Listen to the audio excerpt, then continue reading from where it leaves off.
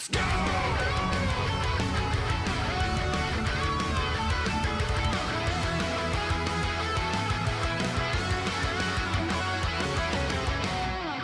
Some kind of tragic news happened earlier today, and it's not exactly news yet. It's effectively a rumor, so we need to discuss where that's coming from, why everybody's talking about it, and the cultural relevance therein. And it's about Mortal Kombat 1. So one thing I'm going to say is that this leads up to a bit of history of why people are talking about this and why I'm immediately like, kind of saw that shit coming. Not that long ago, there was a big, I think, investors meeting at Warner Brothers. They specifically were talking about how they are massively underperforming this year, and they don't entirely have anything in the next year or so that is going to bring them back. The head of Warner Brothers made a plan, and that plan moving forward for the Warner Brothers game division was to no longer work on small scale projects that are effectively going to maybe not return them that much money. A reminder, this is nothing new.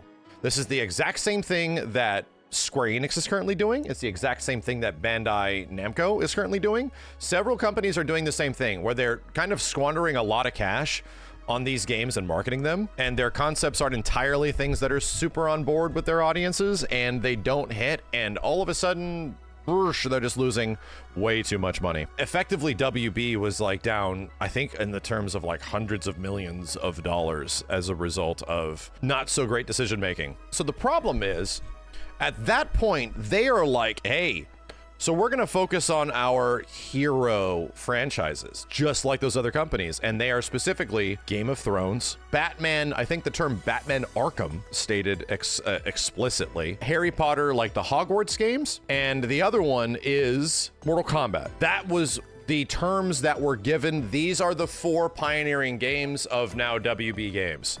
It's those 4. Some news dropped today. Related, now we're gonna go back to what is related with Mortal Kombat 1. There was an individual, a Reddit user, and people are like, why is everybody listening to this guy? Well, if you go back and you look at the person's post history, that goes into like years, like almost like 2 years of talking about MK1. This person definitely has insider info and has a relatively decent track record of giving some information about the game early. I don't particularly like to talk about that stuff, but the writing has been on the wall for a while, and I think that writing on the wall regarding this was that post from the CEO, was the whole display of this is where we're moving forward with our franchises.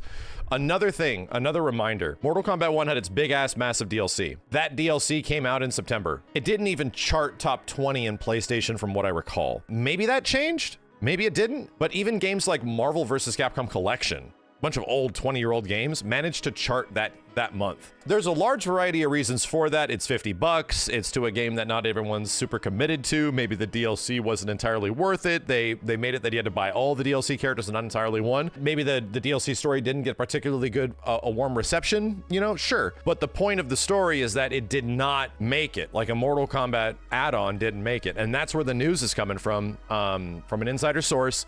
And this is just a rumor, but it does come from people that have a pretty credible list of rumors that eventually come true. Apparently MK1 is effectively done after this season, where we might get a couple more updates in terms of like characters, just maybe. There might be a couple more cameos added to the game, but Conan or T-1000, whoever ends up being the last character in MK Season 2, it's effectively done at that point. And yeah, I get it. The developers have said differently. They definitely have approached this and been like, we have 3 years worth of content. Yeah, here's the thing. They're not lying to you, because that was the plan until a wrench gets thrown in the picnic basket and everything's screwed, and it's kind of over. They were sort of hoping that it was going to sell and hit numbers and stuff like that. This is not confirmed information yet, but it makes a lot of sense based on what was been talked about, based on how the company was reacting over the past month, the way they were talking about the future of their franchises and things like that. To me, a lot of things seemed like they were lining up, and especially with the game not specifically doing great in its launch month, which is when it should be doing the best. Now, what happens going forward, right? So what happens to MK1 going forward? I see a lot of folks saying this is the chance. We got 2 Mortal Kombats in a row, right? 2 MKs in a row. Okay, 2 MKs in a row. Cool. Some people happy about that. Some people not particularly happy about that. But you're about to get a 3rd MK in a row. Why is that? Everyone's like, Well, what about Injustice 3? Did you not just hear the 4 games that they're working on? When it came to DC properties, there's no like Suicide Squad anymore. When it came to DC properties, there's no Batman game. We don't even know where the heck the Wonder Woman game is. That's got to eventually come out. An entire DC licensed, like, you know, not licensed, but an entire DC game, once again, was not listed there. It was Mortal Kombat. Based on what the CEO is literally saying, there would not be another Injustice. It would be another Mortal Kombat. They would effectively have to make a new MK at some point. So no, I do not think it's going to be Injustice 3. I don't. See, I wouldn't specifically want a sequel to Injustice 2. I don't know if I want that. Some content in that game is very good, but playing that game is not good. However, I think there's a fun game that can really be had there. There's actually a really cool game that you can turn that into.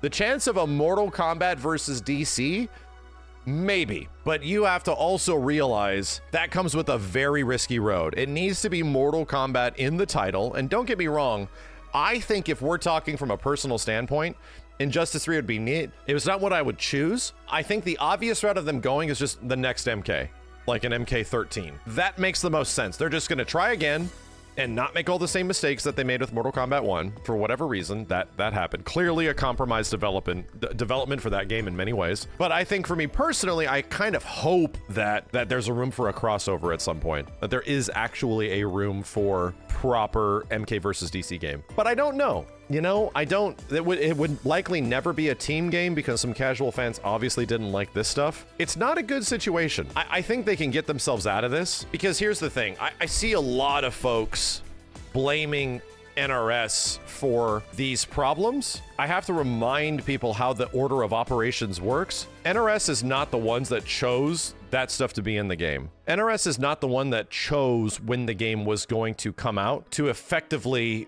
cover the lost profit of other games like potentially Suicide Squad. That is not NRS's choice, dude. How to monetize the game, what the DLC is going to cost, if they're going to release skins, how those skins are going to be monetized. I'm going to tell you right now, NRS is a game dev. Publishers choose monetization. They choose how much their game is going to cost. They choose how much they are going to monetize which parts of it. That is entirely a WB-ness sort of situation. To be real, it already felt like clearly MK1 was a compromised game in some way. Something happened where they did not get the appropriate resources or time in order to create the experience that they probably wanted to. And that was clear from the launch of the game. And it's still clear to this day. Do you think that the folks that are literally making the game do not realize that? No, they know it more than anybody. I get it. Fans are pissed about this stuff. And yeah, granted, I am as well. I don't really want to play this game online because it's rough and it has many issues. You have to realize that even from a game development standpoint, they know that and they're effectively allocating whatever resources they can to keep the project going. I really hope that we can get another game from NetherRealm Studios or another Mortal Kombat. It doesn't even need to specifically cater to my needs, but it needs to alleviate these problems and be given ample development time, because that's clear what MK1 was missing. From the very first moment I touched that game at Summer Games Fest, I was mad concerned, dude. And it was like, oh, okay, so this is what we're doing? And it's like, yeah, it's got combos and air combos. That is cool, but why does it run so bad? That's the news. The news is that MK1 from a very credible source and a rumor is saying that the game is effectively done after its second season, and they're just gonna most likely move on to the next project after that. I enjoy MK1 more than I enjoyed MK11 and Injustice 2. I'm having more fun with an NRS game, and I've played that game more with my friends than I have any NRS game since Mortal Kombat X. To give the game some credit. Does it alleviate the other issues? No, and that's a separate thing I want to talk about, like in another video, is the things I really liked about MK1 and the things that clearly were holding it back the entire time, and why those things were holding it back the entire time. I think it's kind of a bummer, and I think there's a chance you might get a big gameplay overhaul, because if this does come true, the end of MK11, Injustice 2, as well as MKX, the final months of the game effectively have a really big patch that kind of changes the way the whole game works, like the systems of the game and how it works. If this was MK1, it would be something as crazy as like really opening up cameo usage, just like the sort of limitations on cameos that some do have and some obviously don't have. I would not be surprised if that happens. I would not be surprised, because that hasn't entirely happened to MK1 as of yet. One of the biggest mechanical changes they made was like the anti-air thing where they added that and you can jump after and shit like that. Either way, I think it's a bummer, because because there's a lot of stuff in this game that is genuinely cool, but there's so much holding it back. And I want to talk about those things personally, where it's like, yeah, I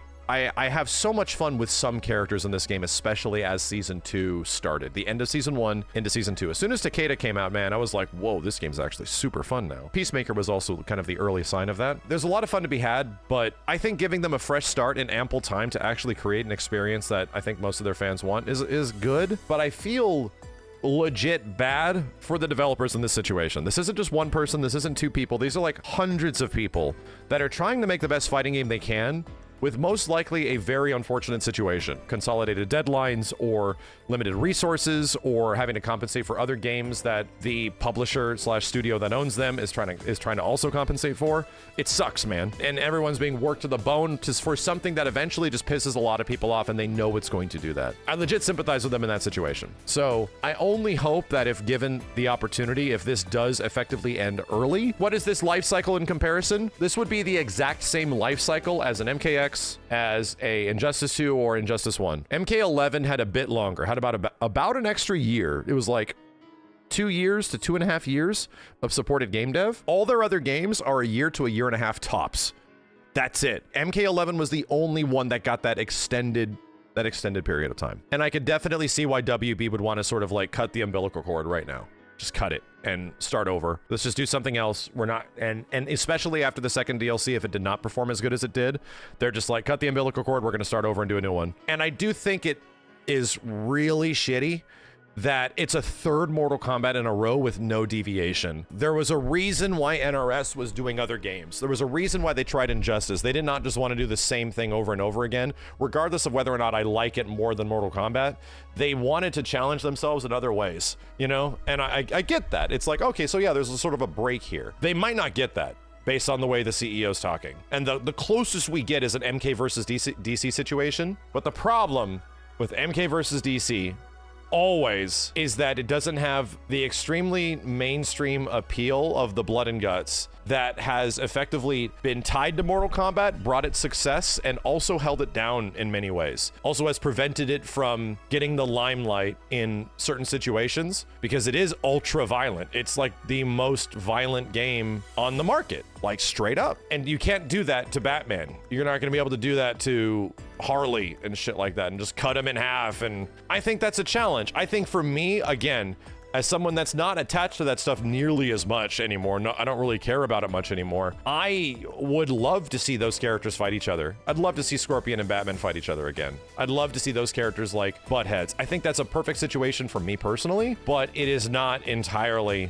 an end-all be-all. That's what they should do? Yeah, that's where they should go? No, man, I don't know. You're not gonna get the same approval for all of those characters in the same way that you're able to murder the Joker in Mortal Kombat 11, you know? It's a tough situation, and I'm not particularly happy about it, but am I surprised that this is happening? Yeah, it definitely felt like something weird was about to happen to MK1, even though right now the game is sort of at its best, you know?